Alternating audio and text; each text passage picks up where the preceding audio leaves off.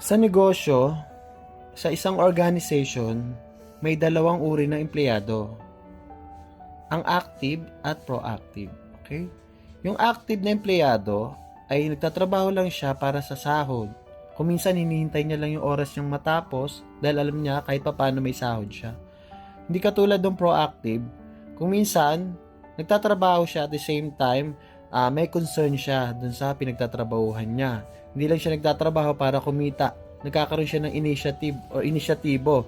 Kung minsan, alam niya yung bagay na dapat na gawin, hindi na kailangang iutos sa kanya.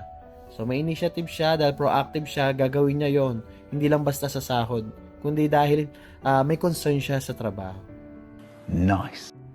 Kaya hindi rin natin masisisi yung mga kumpanya. Kung minsan meron silang tinatawag na end of contract.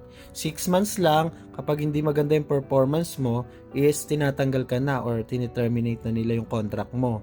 And then yung proactive naman, dahil nakita nila yung potential mo na magiging asset ka sa kumpanya, yung concern mo, yung dedication mo para sa trabaho is nagustuhan nila. So yun yung mga nire-recontract, at the same time, pinopromote nila. So yun lang, kung wala yung amo natin o nandyan man yung boss natin, dapat lagi tayong may concern sa ating trabaho. Kasi somehow, ito yung nagbibigay sa atin ng kabuhayan. Doon rin tayo kumikita. Kaya dapat magtulungan lang tayo. Business Pinoy.